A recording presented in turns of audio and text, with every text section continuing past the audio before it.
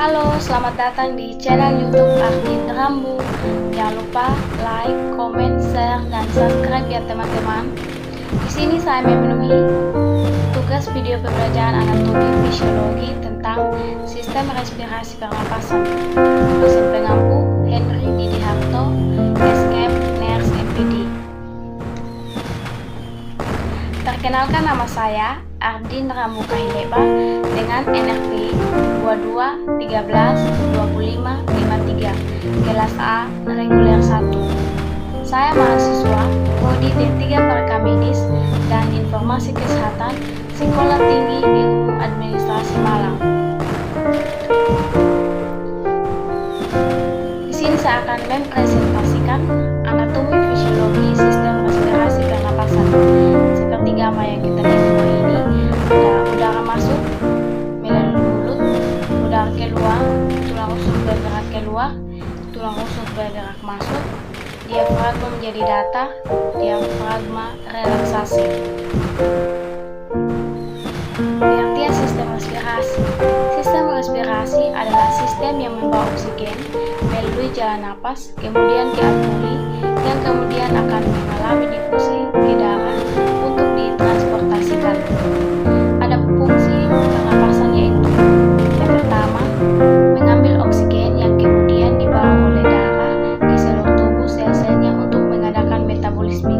Yang kedua, mengeluarkan karbon dioksida yang terjadi sebagai sisa dari metabolisme kemudian dibawa oleh darah ke paru-paru untuk dibuang. Yang ketiga, melembabkan udara. Struktur yang membentuk respirasi. Yang pertama, struktur utama dibagi tiga, yaitu saluran pernapasan atas, saluran pernapasan bawah, yang terakhir paru-paru. Anatomi sistem pernapasan. Saluran pernapasan atas dan saluran pernapasan bawah. Saluran pernapasan atas. Yang pertama, rongga hidung atau kapung nasi. Merupakan tempat masuknya udara menuju tenggorokan, paring. Rongga hidung dimulai dari vestibulum, yakni pada bagian anterior ke bagian posterior yang berbatasan dengan nasofaring. Rongga hidung terbagi atas dua bagian, yakni secara longitudinal oleh septum hidung, yang kedua transversal, konka superior, medialis, dan inferior. Fungsi hidung. Yang pertama, sebagai jalan nafas. Yang kedua, pengatur udara. Yang kedua, faring.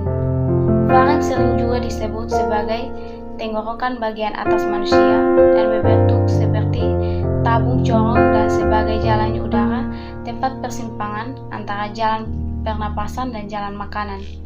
Bagian di mana pemisahan antara makanan dan udara terjadi. Fungsi faring. Yang pertama, menyaring udara oleh rambut getar silia. Yang kedua, menyeimbangkan tekanan udara. Yang ketiga, tempat rangsangan bersin terjadi untuk mengeluarkan benda asing. Faring terdiri dari A. Nasofaring, bagian yang berbatasan dengan rongga hidung. B. Orofaring, bagian yang berbatasan dengan rongga mulut. C. Laryngofaring, bagian yang berbatasan dengan laring. Bagian A. Nasofaring. Nasofaring adalah bagian atas tenggorokan yang terletak di belakang hidung. Nasofaring berbentuk seperti sebuah kotak berongga dan terletak di bagian lunak atap mulut, soft palate, dan terletak di belakang hidung. Nasofaring berfungsi untuk melewatkan udara dari hidung menuju ke tenggorokan yang akhirnya ke paru-paru. American Kennel Society 2013. B. Orofaring merupakan bagian faring yang terletak di belakang rongga mulut, dilewati udara dan makanan sehingga berperan dalam setiap pernapasan dan sistem pencernaan. Pada bagian dinding lateral atau bagian kanan dan kiri terdapat tonsil palatina. Tonsil tersebut merupakan massa jaringan limfatik Fungsi tonsil tersebut yaitu melindungi dari infeksi, seperti gambar di samping. C. Laryngofaring. Laryngofaring atau hipofaring adalah bagian paling akhir faring dan tempat bertemunya saluran pernapasan dan saluran pencernaan, sehingga bagian ini dapat dilewati udara. Pada bagian ini terdapat pita suara dan epiglotis atau katup pangkal, tenggorokan atau trakea, saluran pernapasan.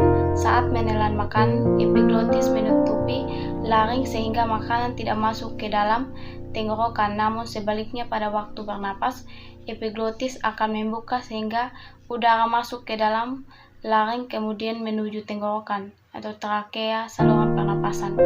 Seperti gambar di bawah ini, ada laringfaring, ada glotis, laryngofaring, ada tongi, ada evogitis, dan lain-lain. Ada laring. Laring adalah bagian dari saluran pernapasan bagian atas yang merupakan suatu rangkaian tulang rawan yang berbentuk corong dan terletak setinggi vertebrata cervicalis. Fungsi laring. Yang pertama, menghasilkan suara. Laring memiliki organ yang disebut pita suara yang berperan sangat penting dalam pembentukan suara. Yang kedua, mengarahkan makanan masuk. Laring juga berfungsi untuk membantu mengarahkan makanan masuk ke esofagus. Saat makan, gerakan mundur lidah memaksa epiglotis cartilago pada laring untuk menutupi glotis bagian tengah laring agar makanan tidak masuk ke paru-paru, seperti gambar di samping ini. Lanjutan fungsi laring. Yang ketiga, melindungi saluran pernapasan. Di bagian pangkal laring terdapat epiglotis yang berfungsi sebagai katup pangkal tenggorokan. Fungsi dari katup pangkal tenggorokan yakni pembuka dan penutup trakea. Yang keempat, penghubung faring dan trakea.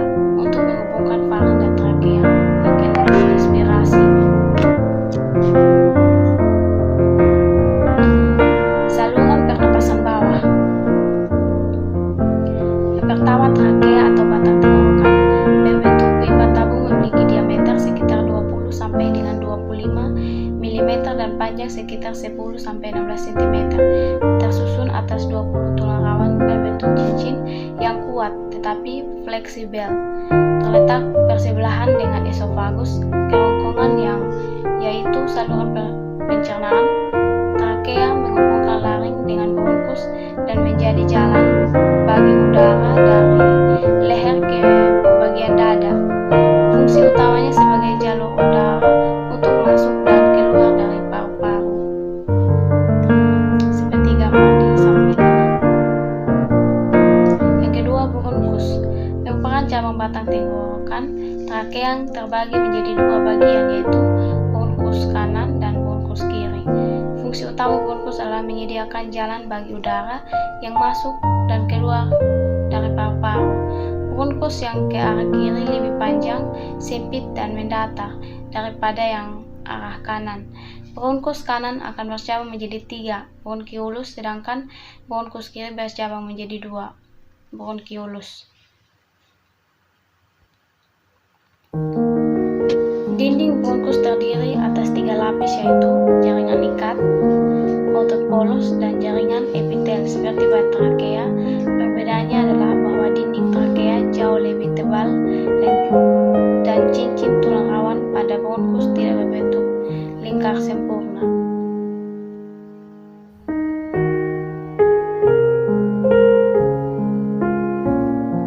Yang ketiga ada bronkiolus. Bronkiolus adalah percabangan kecil-kecil dari bronkus. Sel-sel epitel bersilia pada bronkiolus berubah menjadi sisik epitel. Pada bronkiolus ini tidak bisa terdapat cincin tulang rawan. Bronkiolus akan berakhir pada alveolus.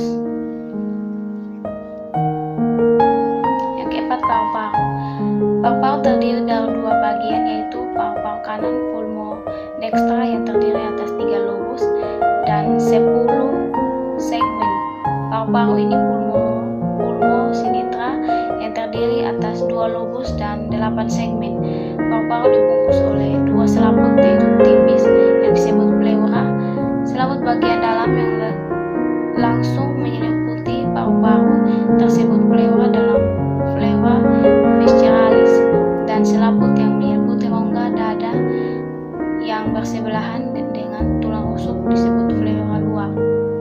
Di antara selaput tersebut dengan paru-paru terdapat cairan limfa yang berfungsi untuk melindungi paru-paru dan gesekan pada waktu mengembangkan dan mengembis. Yang kelima, alveolus.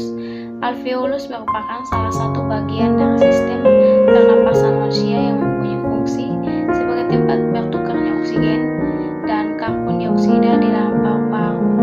Alveoli kemudian menyerap oksigen dan mengalirkannya ke dalam darah, dan karbon dioksida merupakan produk limbah dari sel-sel tubuh mengalir darah ke alveoli untuk dihembus keluar. Struktur pelengkap yang ada 5, yaitu dinding dada, kosta, otot pernapasan, diafragma, pleura. Dinding dada atau toraks. Dinding dada atau toraks adalah daerah tubuh yang terletak di antara leher dan abdomen.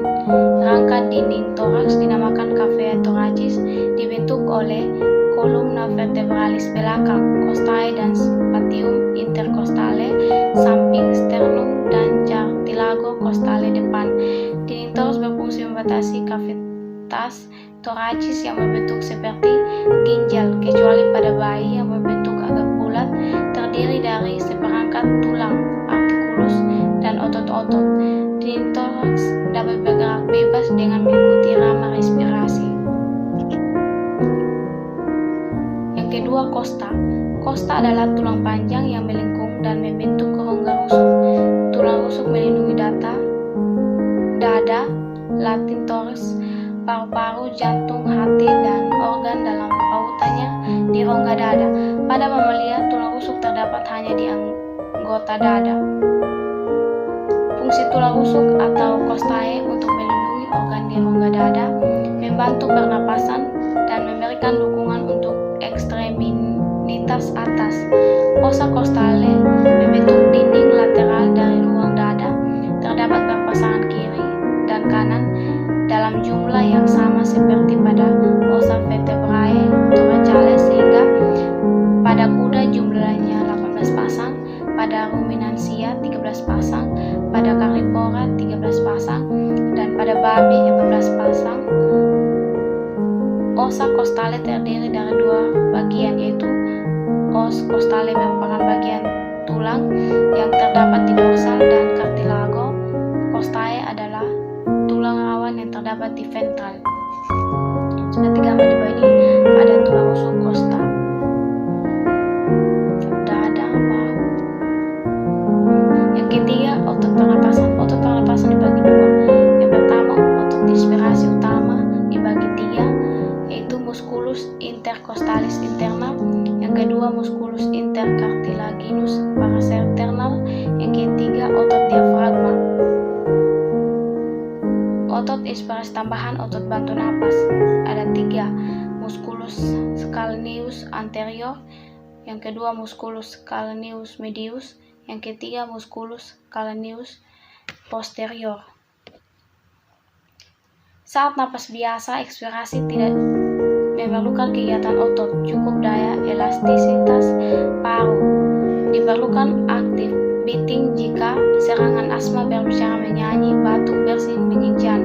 Otot ekspirasi tambahan dibagi 4, yaitu musculus intercostalis interna, musculus intercartilaginus parasternal, yang ketiga musculus rectus abdominis, yang keempat musculus obliquus abdominis externus.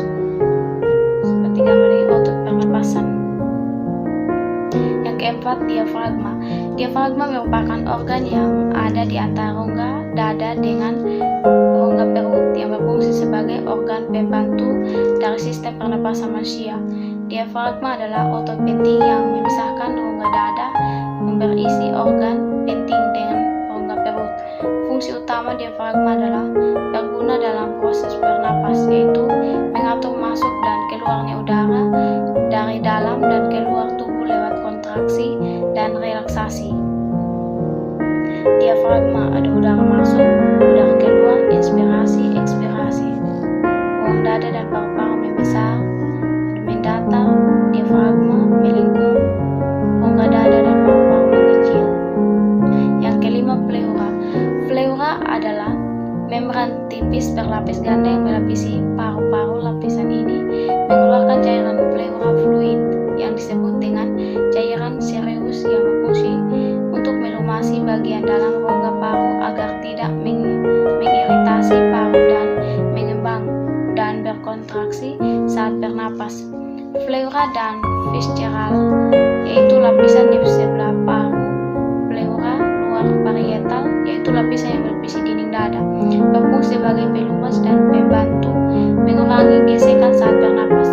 Pleura dibentuk oleh jaringan yang berasal dari mesoderma, dibedakan menjadi dua, yaitu pleura visceralis yang melapisi paru, yang kedua pleura parietalis yang melapisi dinding hemitoraks.